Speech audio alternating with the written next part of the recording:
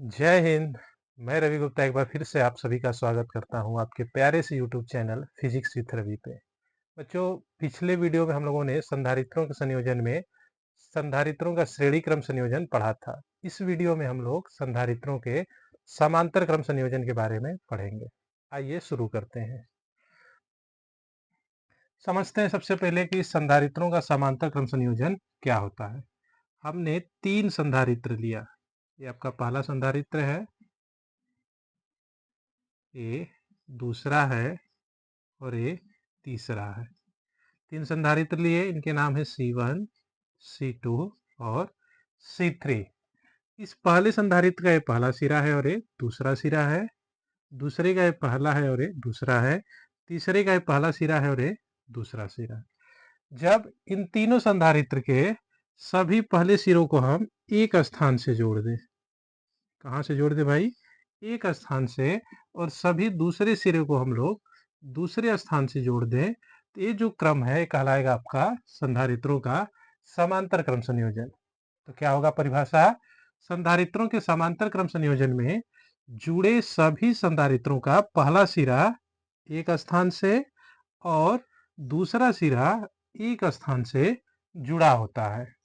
दूसरी चीज, यदि हम इसे बैटरी से जोड़ देते हैं, जब आप इसे बैटरी से जोड़ोगे तो जोड़ने के बाद, ये V वोल्ट की बैटरी है, इसे जोड़ने के बाद यहाँ से आवेश Q चलेगा। जैसे इस पॉइंट पे पहुंचेगा, इस आवेश Q के लिए 3 रास्ते मिलेंगे और इन 3 रास्तों के होने के कारण पहले संधारित्र में आवेश Q1 जाएगा, दूसरे में Q2 जाएगा और तीसरे में Q3 जाएगा। तो दूसरा पॉइंट ये लिखा जाएगा कि संधारित्रों के समांतर क्रम संयोजन में सभी संधारित्रों में आवेश का मान अलग अलग होता है। ठीक है। तीसरा पॉइंट है कि आप देख रहे हो इस पॉइंट और इस पॉइंट, इन दोनों पॉइंटों के बीच सारे संधारित्र हैं, तीनों संधारित्र हैं। यदि इन दोनों पॉइंटों का विभव भी हो तो C1 का भी विभव भी होगा, C2 का भी विभव भी होगा और C3 का भी विभव भी होगा। तीसरा पॉइंट क्या लिखेंगे? समांतर क्रम संयोजन में सभी संधारित्रों का विभव एक समान होता है। आइए परिभाषा इसकी लिखते हैं। लिखेंगे संधारित्रों का ऐसा संयोजन, संधारित्रों का ऐसा संयोजन, ऐसा संयोजन जिसमें जिसमें जुड़े सभी संधारित्रों का, जिसमें जुड़े सभी संधारित्रों का, संधारित्रों का, सभी संधारित्रों का पहला सिरा, पहला सिरा एक स्थान से, एक स्थान से, और पहला सिरा एक स्थान से और दूसरा सिरा, दूसरा सिरा दूसरे स्थान से जुड़ा हो, दूसरे स्थान से जुड़ा हो,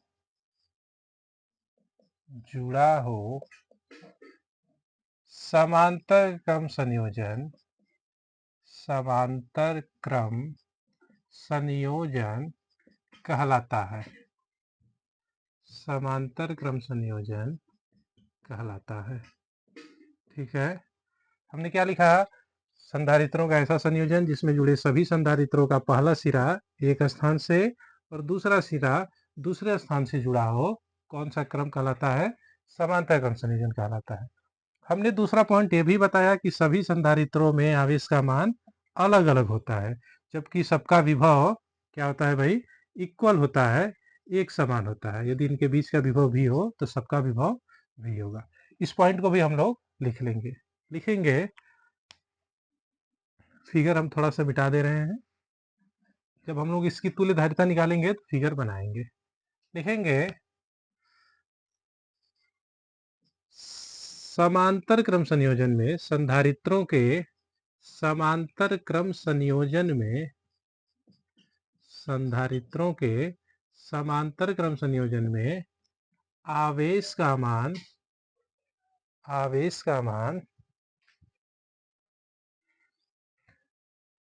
संधारित्रों के समांतर क्रम संयोजन में आवेश का मान अलग अलग आवेश का मान अलग अलग जबकि विभव एक समान होता है। विभव एक समान होता है। बात समझ में आई? जब श्रेणी क्रम में था तो आवेश एक समान होता था और विभव अलग अलग होता था। जब ये समांतर क्रम में है तो समांतर क्रम में आवेश का मान अलग अलग है और विभव का मान एक समान है। ये तो हो गया संधारित्रों का समांतर क्रम संयोजन। आइए समांतर क्रम संयोजन में तुल्यधारिता निकालते हैं। इसी के नीचे छोटी सी हेडिंग लिखेंगे, संधारित्रों के समांतर क्रम संयोजन में तुल्यधारिता। संधारित्रों के समांतर क्रम संयोजन में तुल्यधारिता। तो हम लोग इसका एक फिगर बना लेंगे। यह मिटा रहे हैं, इसको आप नोट कर लिए होंगे।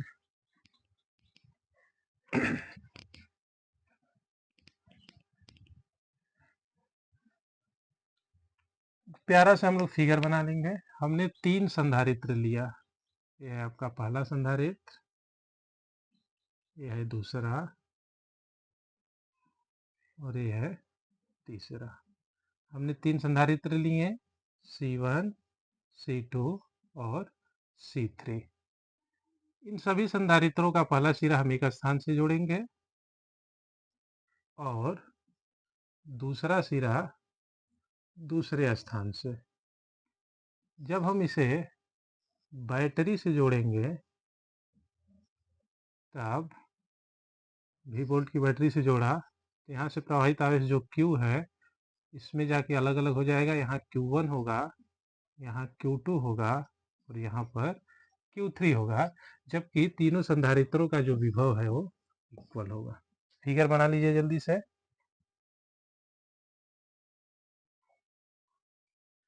ठीक है,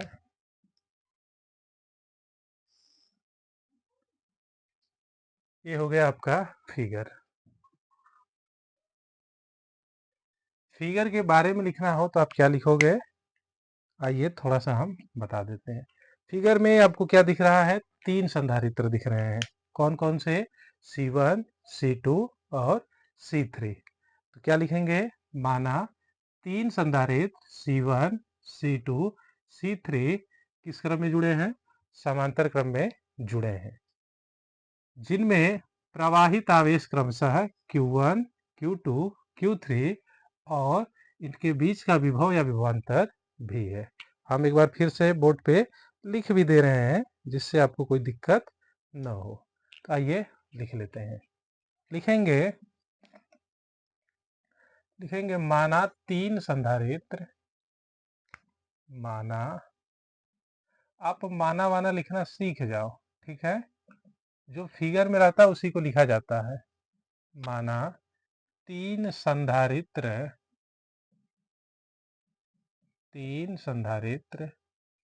C1, C2 व C3 समांतर क्रम में जुड़े हैं। किस क्रम में जुड़े हैं भाई? समांतर क्रम में जुड़े हैं, जिनमें प्रवाहित आवेश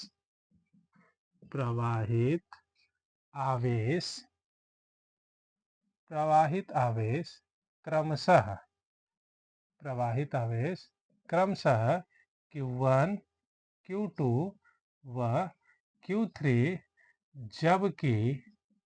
जबकि विभवांतर या विभव भी है। सभी का विभव कितना है भाई? भी है। आइए इसका डेरिवेशन शुरू करते हैं। हमने बताया था कि श्रेणी क्रम हो या समांतर क्रम हो, जो अलग अलग होता है उसी को लेके चलते हैं। इसमें पीछे वाले में जब श्रेणी क्रम में हमने पढ़ा था तो वहां पे विभव अलग अलग था, तो विभव को लेके चले थे। यहाँ आप देख रहे हो आवेश अलग अलग है, तो हम लोग आवेश को लेके चलेंगे। ठीक है, लिखेंगे हम जानते हैं,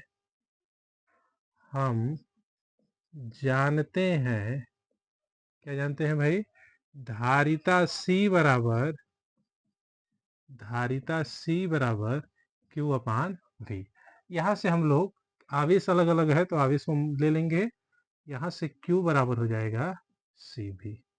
ठीक है, अतः Q बराबर CV है तो Q1 बराबर हो जाएगा आपका C1V। Q1 बराबर होगा C1V, Q2 बराबर हो जाएगा C2V और Q3 बराबर हो जाएगा C3V। हमने तीनों के लिए अलग अलग लिख दिया। सब में आवेश और धारिता अलग अलग है तो हमने आवेश धारिता को अलग अलग लिखा, जबकि सबका विभव भी है तो सब में हमने भी लिख दिया। कोई पूछ सकता है कि सर इसमें तो धारिता भी अलग अलग है, तो धारिता को क्यों नहीं लेके चल रहे हैं? जब हमें धारिता का ही संयोजन निकालना है तो धारिता को लेके कैसे चलेंगे? हम हमेशा आवेश और विभव पे फोकस करते हैं, चाहे आपका संधारित्र हो या आपका रेजिस्टेंस यानी प्रतिरोध हो। ठीक है, आगे बढ़ते हैं। लिखेंगे कुल आवेश Q बराबर होगा, क्या हो जाएगा, Q1 plus Q2 plus Q3। Total आवेश Q ही तो Q1 Q2 Q3 में बटा है, तब हम लोग वैल्यू पुट कर देंगे। Q बराबर हमें मिलेगा, Q1 का मान है C1V प्लस Q2 का मान है C2V और Q3 का मान है C3V। जबकि Q का मान हमने लिखा है CV, C बराबर Q बाई V से, तो हम लोग Q की जगह रख देंगे CV। तो CV बराबर हमें प्राप्त होगा, सब में V कॉमन है तो हम V कॉमन कर लेते हैं, हमें प्राप्त होगा C1 प्लस यहाँ पे C2 और यहाँ से प्लस का C3। अब V से V कट जाएगा, हमें मिलेगा C बराबर C1 plus C2 plus C3। यही है समांतर क्रम में तुल्य धारिता का सूत्र। C बराबर C1 plus C2 plus C3। हो सकता है कि समांतर क्रम में तीन ही संधारित्र न हो, तीन से अलग हो। यहाँ हमने तीन संधारित्रों को इसलिए लेके कराया क्योंकि जब भी आपसे बोर्ड एग्जाम में पूछेगा तो आपसे कहेगा कि तीन संधारित्र C1 C2 C3 के लिए, या तीन संधारित्र का ही नाम लेके आपसे उसके समांतर क्रम में या श्रेणी क्रम में तुल्य धारिता पूछेगा। हमने श्रेणी क्रम में भी और समांतर क्रम में भी तीन संधारित्रों को लेके उनकी तुल्य धारिता निकाला है। हो सकता है तीन से अधिक हो तो उसके लिए भी हम लोग लिख लेते हैं। लिखेंगे यदि n संधारित्र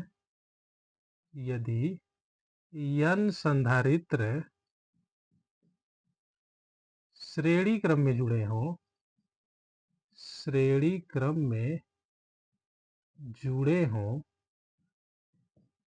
जब n संधारित्र श्रेणी क्रम में जुड़े हों तब क्या हो जाएगा, तुल्य धारिता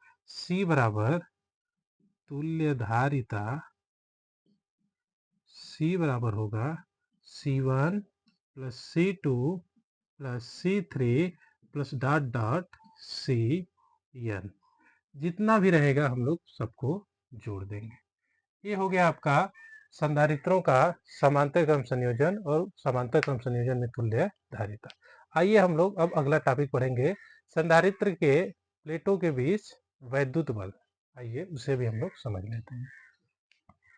तो आप नोट कर लिए होंगे, मिटा रहे हैं इसे हम।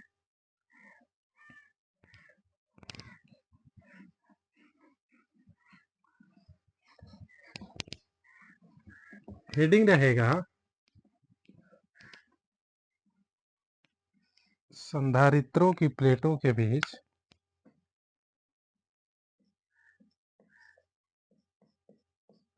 संधारित्र की प्लेटों के बीच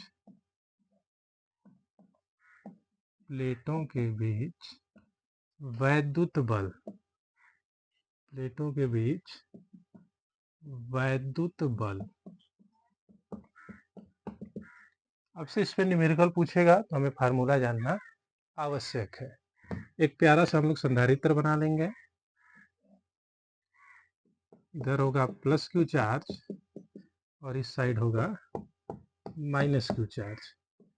यहाँ प्लस क्यू है और यहाँ पे माइनस क्यू है। इसका क्षेत्रफल a है और इनके बीच की दूरी d है। यहाँ हमें वैद्युत बल निकालना है। हमने माना इसका जो वैद्युत क्षेत्र है वो E1 है और इसका जो वैद्युत क्षेत्र है वो है E2 है। तो लिखेंगे संधारित्र की प्लेटों के बीच, संधारित्र की प्लेटों के बीच, प्लेटों के बीच एक प्लेट के कारण या एक प्लेट का वैद्युत क्षेत्र, एक प्लेट का वैद्युत क्षेत्र, हम जानते हैं एक प्लेट का वैद्युत क्षेत्र E1 बराबर हो जाएगा Q/2 एप्सिलॉन नॉट A। एक प्लेट के कारण जो वैद्युत क्षेत्र होता है वो होता है Q/2 एप्सिलॉन नॉट A। हम लोगों ने गॉस के प्रमेय वाले चैप्टर में इसे अनंत विस्तार की समतल चादर के लिए निकाला है। तब एक प्लेट के कारण वैद्युत बल कितना होगा? एक प्लेट के कारण या एक प्लेट का वैद्युत बल, एक प्लेट के कारण वैद्युत बल F इक्वल होगा, किसी भी आवेश के कारण जो बल होता है वो कितना होता है? Q इंटू ई, वो हो जाएगा Q इंटू E1। वैल्यू रख देंगे तो हमें प्राप्त होगा F equal Q into E1 का मान है Q/2 एप्सिलॉन नॉट A। तो यहाँ से हमें वैद्युत बल का फार्मूला प्राप्त हो जाएगा Q स्क्वायर, हमें मिलेगा F equal Q²/2 epsilon not A। ये किसी संधारित्र की प्लेटों के बीच लगने वाला वैद्युत बल है। F equal Q²/2 epsilon not A। थोड़ा सा बड़ा लिख दे रहे हैं हम इसे, F equal Q²/2 epsilon not A। ठीक है, ये हो गया संधारित्र की प्लेटों के बीच वैद्युत बल। ये फार्मूला आप जानते रहोगे, न्यूमेरिकल्स में इसका काम आएगा। हम लोगों ने संधारित्र के लिए वैद्युत स्थिति ऊर्जा तो पढ़ ही लिया है, अब संधारित्र की प्लेटों के बीच भी वैद्युत स्थिति ऊर्जा को हम लोग जान जाते हैं। लिखेंगे अगली हेडिंग, संधारित्र की प्लेटों के बीच संचित ऊर्जा। हेडिंग रहेगा संधारित्र की प्लेटों के बीच संचित ऊर्जा। इसे हम लोग संधारित्र की वैद्युत स्थिति ऊर्जा भी कह सकते हैं। फिगर वही फिर से हम बना लेते हैं, इधर प्लस क्यू चार्ज और इधर माइनस क्यू चार्ज। ध्यान देना दोनों प्लेटों पे आवेश इक्वल होना चाहिए। इधर प्लस क्यू है और इस साइड है माइनस क्यू। दोनों प्लेट के बीच की दूरी है स्मॉल d, क्षेत्रफल है a। ठीक है, तो सबसे पहले इसकी परिभाषा लिखेंगे। जब हम लोग संधारित्र को आवेशित करते हैं तो आवेशित करने में जो कार्य किया जाता है वो कार्य ही कहलाता है संधारित्र की प्लेटों के बीच संचित ऊर्जा या उसकी वैद्युत स्थितिज ऊर्जा। परिभाषा लिख लेते हैं एक लाइन का, लिखेंगे संधारित्र को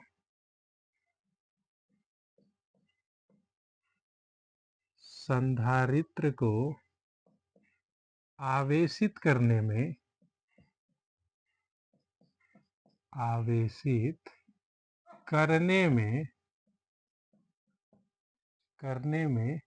किया गया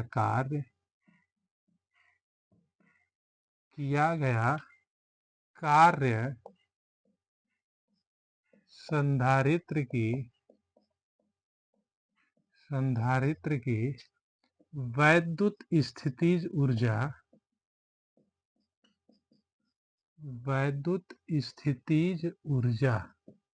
यही वैद्युत स्थितिज ऊर्जा ही संचित होगी। जो ऊर्जा संचित होगी वैद्युत स्थितिज ऊर्जा के रूप में संचित होगी। तो कार्य संधारित्र की वैद्युत स्थितिज ऊर्जा कहलाती है, वैद्युत स्थितिज ऊर्जा कहलाती है। और जानते हैं हम लोग इसे किससे डिनोट करते हैं? हम लोग इसे कैपिटल U से डिनोट करते हैं, प्रदर्शित करते हैं। लिखेंगे इसे कैपिटल यू से प्रदर्शित करते हैं। ये हो गया आपका संधारित्र की वैसे प्लेटों के बीच संचित ऊर्जा। इसका हम लोग फार्मूला भी निकाल लेंगे। तो चाहे तो फिगर के बारे में थोड़ा सा हम लोग लिख सकते हैं। क्या लिख सकते हैं? लिखेंगे माना एक संधारित्र है, एक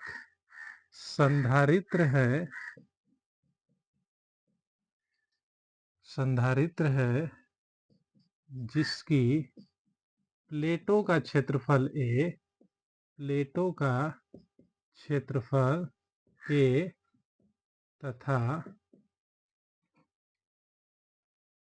तथा प्लेटों के बीच की दूरी स्मॉल d है। ठीक है, चाहे तो लिख सकते हैं, बहुत आवश्यक नहीं है। लिखेंगे तब संधारित्र को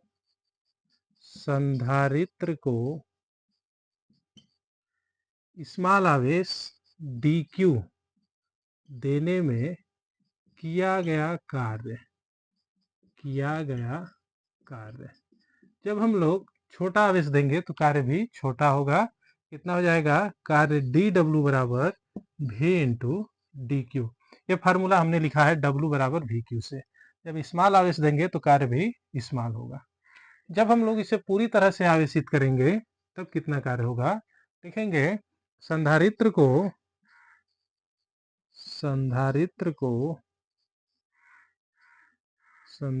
को शून्य से Q आवेश, मतलब पूरी तरह आवेशित करने में, Q आवेश देने में किया गया कार्य। जब 0 से Q तक आवेश देंगे तो कितना कार्य होगा? टोटल कार्य हो जाएगा, वो हो जाएगा इंटीग्रल 0 टू W dW बराबर integral 0 to Q V into D Q. ठीक है,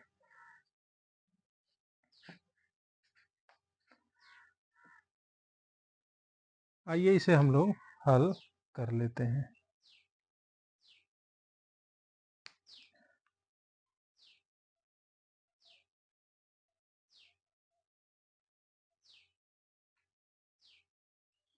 आइए इसे हम लोग इसका इंटीग्रेशन कर देंगे। ठीक है, यहाँ तक आपने कर लिया इंटीग्रल dw बराबर integral 0 to Q V D Q. इसके बाद हम यहाँ पे कर रहे हैं, फिगर मिटाना होगा हमें। फिगर छोटा सा हम इस साइड बना दे रहे हैं। ठीक है,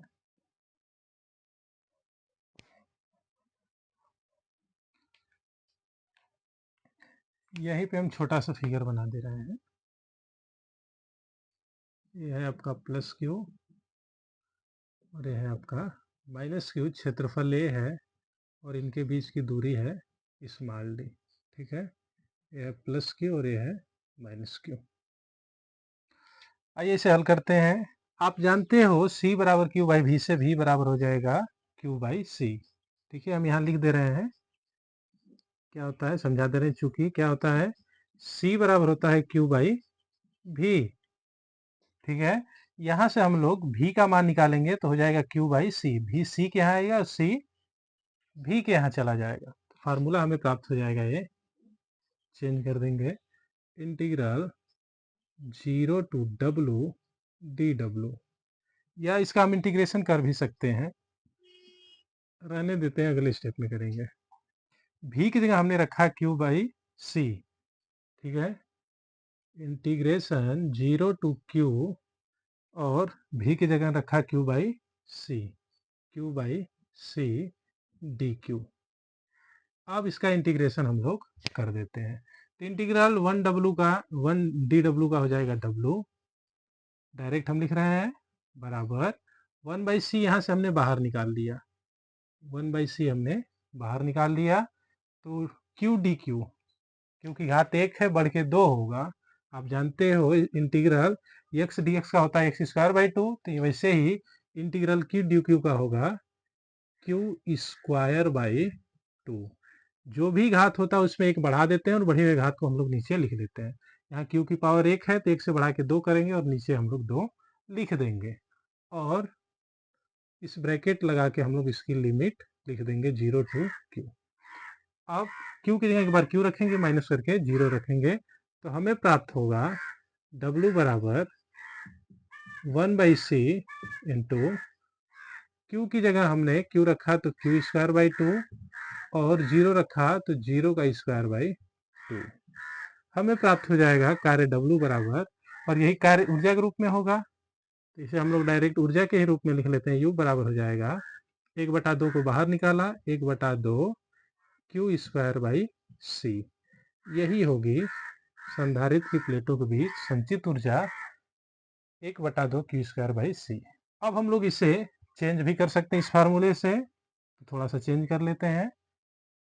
वहां तक दिख रहा है क्लियर? ठीक है, यहीं पे हम इसको चेंज कर लेते हैं। जैसा कि आप जानते हो कि C बराबर होता है Q बाई V, तो जब हम Q बराबर लिखेंगे तो C भी हो जाएगा। तो U बराबर हमें मिलेगा 1/2 CV का स्क्वायर अपान C।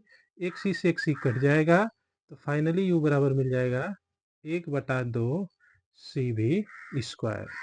इसे भी हम लोग पहले निकाल चुके हैं इस फार्मूले को भी। ठीक है, एक फार्मूला और है उसे भी हम लोग लिख लेते हैं, यहीं बगल में लिख लेंगे या कहो तो यहाँ पे लिख लेते हैं। ठीक है, इसके बाद यहाँ पे हम लिख रहे हैं कितना हो जाएगा भाई। अब हम लोग v को रिमूव कर देंगे, तो जैसे v को रिमूव करेंगे तो v की जगह हो जाएगा q बाई सी। नहीं, अब की बार c को रिमूव करते हैं तो c बराबर होता है q बाई v। हमें मिलेगा u बराबर 1/2 c की जगह क्या रखेंगे q by v into V square. एक v से एक v कट जाएगा, हमें प्राप्त होगा u बराबर 1/2 क्यू भी। ये है आपका तीसरा फार्मूला। ठीक है, तो वैद्युत स्थिति ऊर्जा के या संधारित्र की प्लेटों के बीच ऊर्जा के हमने 3 फार्मूले निकाल लिए। क्लियर नहीं दिख रहा है, ब्लैक मार्कर से इसे लिख दे रहे हैं। u बराबर हम लिखे हैं 1/2, c की जगह हमने रखा है q बाई v और v का स्क्वायर पहले से। अब एक v से एक v कट गया है और हमें u बराबर मिला है 1/2 क्यू भी। ये हो गया संधारित्र की प्लेटों के बीच संचित ऊर्जा। जल्दी से इसे नोट कीजिए। अब हमें इन 3 फार्मूलों को कब कब अप्लाई करना है और इससे क्या निष्कर्ष निकलता है उसे भी हम लोग जान लेते हैं। मिटा रहे हैं हम। बोर्ड पे लिखा जाता है तो आप जल्दी से जल्दी उसे नोट करने की कोशिश किया करो।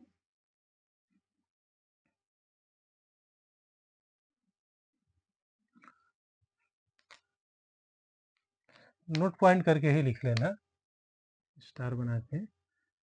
पहला फार्मूला आया है u बराबर 1/2 क्यू स्क्वायर बाई सी।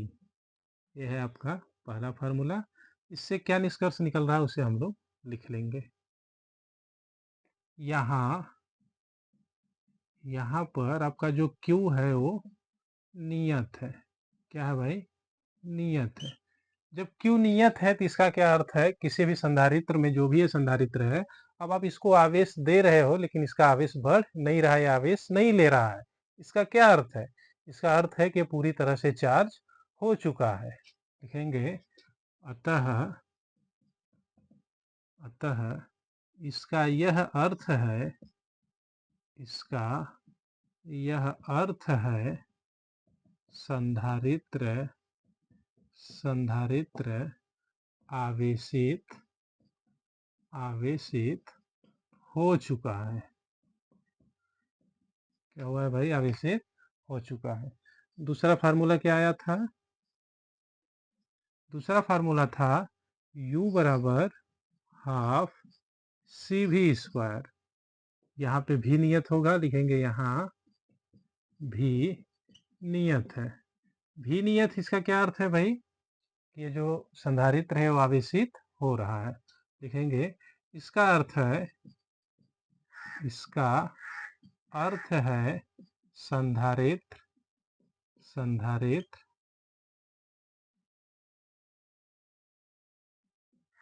संधारित्र आवेशित हो चुका है या आवेशित हो रहा है भाई, हो चुका है नहीं, आवेशित हो रहा है, ठीक है, चार्ज हो रहा है। और तीसरा फार्मूला सबसे नीचे आया था, U बराबर आया था 1/2 क्यू भी। यहाँ न तो भी नियत है और न ही क्यू नियत है, लिखेंगे क्यू और भी दोनों नियत नहीं है, दोनों नियत नहीं है। इसका मतलब यह है क्यू भी चेंज हो रहा है और भी चेंज हो रहा है। इसका मतलब, इसका अर्थ है संधारित्र निरावेशित हो रहा है, डिस्चार्ज हो रहा है, निरावेशित हो रहा है, ठीक है। इन तीनों पॉइंटों को आप ध्यान में रखोगे, सवाल लगाने में भी इसका रोल हमें मिलेगा, ठीक है। एक छोटा सा टॉपिक हम लोग और पढ़ लेते हैं, संधारित्र की प्लेटों के बीच संचित ऊर्जा से ही है, उसका नाम है ऊर्जा घनत्व। मोस्ट इंपॉर्टेंट है, इसे जानना बहुत आवश्यक है। तो हेडिंग लिखेंगे ऊर्जा घनत्व, बहुत ही महत्वपूर्ण है।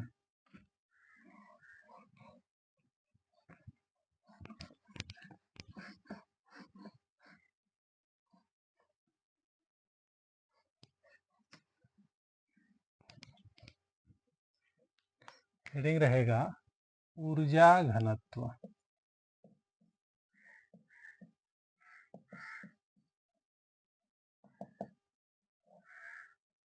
वैसे आप घनत्व शब्द से परिचित होंगे। घनत्व बराबर होता है द्रव्यमान बटा के आयतन। तो आप समझ रहे हो, जब घनत्व आ गया तो आयतन आएगा। परिभाषा इसकी क्या होगी ऊर्जा घनत्व की? ऊर्जा घनत्व ये कहता है कि एकांक आयतन में जो संचित ऊर्जा होती है उसी को हम लोग संधारित्र का ऊर्जा घनत्व कहते हैं। तो आइए इसे हम लोग लिख लेते हैं। मतलब ये जो संधारित्र है, इसके प्लेटों के बीच क्षेत्रफल होगा, आयतन होगा, और इस आयतन में, एकांक आयतन में जो भी संचित ऊर्जा होगी उसी को हम लोग कहेंगे उसका ऊर्जा घनत्व। लिखेंगे परिभाषा, संधारित्र की प्लेटों के बीच, संधारित्र की प्लेटों के बीच, प्लेटों के बीच एकांक आयतन में, एकांक आयतन में, एकांक आयतन में संचित ऊर्जा, एकांक आयतन में संचित ऊर्जा ऊर्जा घनत्व कहलाता है, ऊर्जा घनत्व कहलाता है, ठीक है। मतलब एकांक आयतन में जो भी संचित ऊर्जा होगी वही उसकी ऊर्जा घनत्व हो जाएगा। इसे हम लोग म्यू से प्रदर्शित करते हैं। किससे डिनोट करते हैं भाई? म्यू से। इसे म्यू से प्रदर्शित करते हैं। लिख लेंगे ऊर्जा घनत्व बराबर, ऊर्जा घनत्व बराबर होता है संचित ऊर्जा, संचित ऊर्जा और बटा में आयतन। ऊर्जा घनत्व म्यू बराबर होता है संचित ऊर्जा अपान आयतन। ये फार्मूला जानते रहो। अब हम लोग इसका मात्रक और विमा भी लिख लेते हैं। इसका मात्रक क्या हो जाएगा भाई? पहले ये सदिश है कि अदिश है जान लेते हैं। चूंकि घनत्व है तो क्या हो जाएगा, ये अदिश राशि हो जाएगी। लिखेंगे ऊर्जा घनत्व अदिश राशि है, यह एक अदिश राशि है। कैसी राशि है? अदिश राशि है। इसका मात्रक, मात्रक हम लोग इस फार्मूले से ही निकाल लेंगे। ऊर्जा है तो जूल, आयतन है तो मीटर क्यूब। तो इसका मात्रक जूल प्रति मीटर क्यूब, या यदि सीजीएस में लिखना चाहें तो क्या हो जाएगा, अर्ग प्रति सेमी क्यूब होता है। अब मात्रक लिखा है तो विमा तो जरूर ही लिखना है। क्या हो जाएगी विमा, वो भी हम लोग लिख लेते हैं। हमें ऊर्जा घनत्व की विमा चाहिए, तो ऊर्जा की विमा अपान आयतन की विमा लिख लेंगे। विमा बराबर होगा, ऊर्जा की विमा होती है ml2T-2, जबकि आयतन की विमा होती है L3। तो इसे हम लोग सही से लिखेंगे तो हो जाएगा m L3 ऊपर गया तो माइनस का 3 और प्लस का 2 हो जाएगा L-1 और T-2। ऊर्जा घनत्व की विमा हो जाएगी ml-1 T-2। ठीक है, इन दोनों को आप याद रखोगे क्योंकि आगे घुमा के पूछता है, और कैसे पूछता है वो हम आपको थोड़ी देर में बताएंगे। ठीक है, अब पढ़ेंगे हम लोग ऊर्जा घनत्व का सूत्र। ऊर्जा घनत्व का सूत्र, जब भी आपसे ऊर्जा घनत्व पूछेगा तो आप ऊर्जा घनत्व की परिभाषा लिखेंगे, और उसके नीचे अभी जो डेरिवेशन हम लोग इसका जो फार्मूला निकालने जा रहे हैं उसे भी आपको लिखना होगा। ठीक है,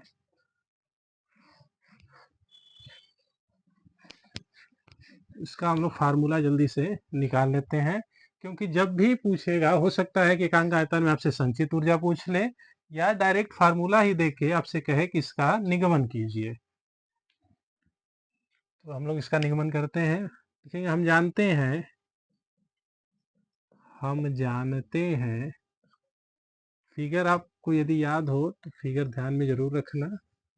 यहाँ पे हम फिगर बना दे रहे हैं फिर से, प्लस क्यू है और इधर माइनस क्यू है। इनका प्लेटों का क्षेत्रफल ए है और बीच की डिस्टेंस स्मॉल डी है। तो हम जानते हैं ऊर्जा घनत्व बराबर होता है, ऊर्जा घनत्व बराबर होता है संचित ऊर्जा और बटा में आयतन, यही होता है। और हमने संचित ऊर्जा के 3 फार्मूले निकाले हैं, तो हल कर लेते हैं। हमें मिलेगा म्यू बराबर, संचित ऊर्जा आई थी हाफ CV² और आयतन हमने लिख दिया V। ध्यान देना, यहाँ का जो ए वाला V है वो आपका विभव है, और ये वाला V क्या है, आयतन है। ठीक है, हम चेंज कर लेते हैं, थोड़ा सा छोटा है बड़ा है, ध्यान देना। अभी हम चेंज कर रहे हैं तो हो जाएगा 1/2। आप जानते हो C बराबर क्या होता है, संधारित्र की धारिता C बराबर होता है, कितना होता है भाई, Q नहीं A epsilon not upon D। संधारित्र की धारिता हमने निकाला है A epsilon not upon D। और V बराबर होता है, विभव V बराबर होता है E इंटू R, और R यहाँ ना होके क्या है, स्मॉल d है, तो हमने लिख देंगे E इंटू D। स्क्वायर है तो स्क्वायर, और नीचे हो जाएगा, चूंकि ये आयतन है तो आयतन को हम लोग क्षेत्रफल इंटू दूरी लिख सकते हैं। बता दे रहे हैं फिर से, आयतन बराबर होता है लंबाई गुणे चौड़ाई गुणे ऊंचाई। तो लंबाई भी मीटर में, चौड़ाई भी मीटर में, और ऊंचाई भी मीटर में। जैसे ही 2 मीटर को मिलाएंगे हमें मिल जाएगा मीटर स्क्वायर, और एक इसका ये मीटर, मीटर स्क्वायर का मतलब क्षेत्रफल, और 1 मीटर का मतलब ये दूरी। ठीक है, तो यहाँ से हम लोग कक्षा 11 में भी पढ़े हैं कि आयतन बराबर क्षेत्रफल इंटू लंबाई या दूरी लिख सकते हैं। तो हम लोग लिखेंगे क्षेत्रफल, आयतन बराबर क्षेत्रफल A और प्लेटों के बीच की दूरी है स्मॉल d। इसी को हम लोगों को हल करना है। साइड से लिख दे रहे हैं कि किसके जगह क्या लिखा है। हम लिखे हैं C के जगह संधारित्र की धारिता C बराबर हमने लिखा है A epsilon not upon D, और दूसरा V की जगह हमने लिखा है E इंटू D। ये आप साइड से लिख लेना ताकि पता रहे किसके जगह हमने क्या चेंज किया है।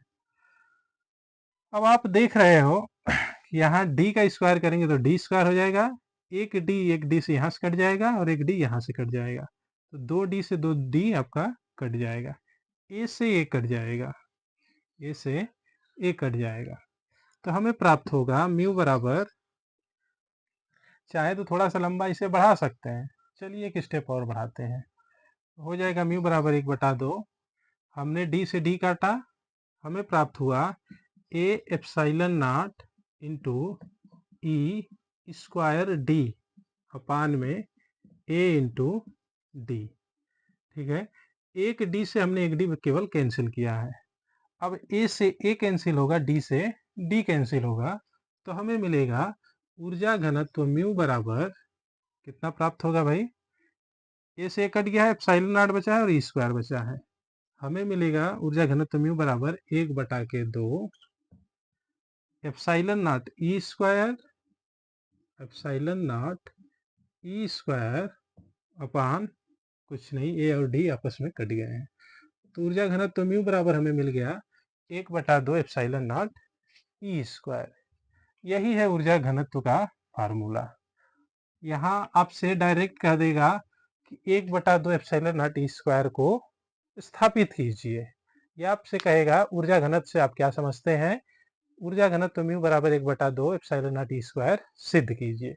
एक क्वेश्चन 1 नंबर में यह भी पूछता है कि 1/2 एप्सिलॉन नॉट ई स्क्वायर का मात्रक और विमा लिखिए। तो आप जानते हो क्या है, ऊर्जा घनत्व है, और ऊर्जा घनत्व का हम लोग मात्रक और विमा लिख लिए हैं।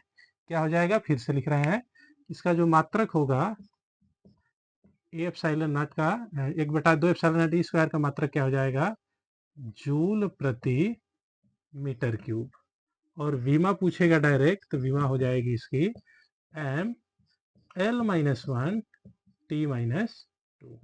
ठीक है, अब से इनडायरेक्ट भी पूछ सकता है कि 1/2 एप्सिलॉन नॉट ई स्क्वायर की मात्रक और विमा क्या होगी। चूंकि ये ऊर्जा घनत्व है, तो ऊर्जा घनत्व का मात्रक और विमा हम लोग लिख देंगे। तो प्यारे बच्चों, आज के वीडियो में इतना ही। आगे हम लोग अगला टॉपिक पढ़ेंगे। आप वीडियो को ज़्यादा से ज़्यादा लाइक, शेयर और सब्सक्राइब करें। चैनल आप सब्सक्राइब करें ताकि आगे आने वाली सभी वीडियो के नोटिफिकेशन आपको प्राप्त हो। मिलते हैं अगले वीडियो में, तब तक के लिए धन्यवाद।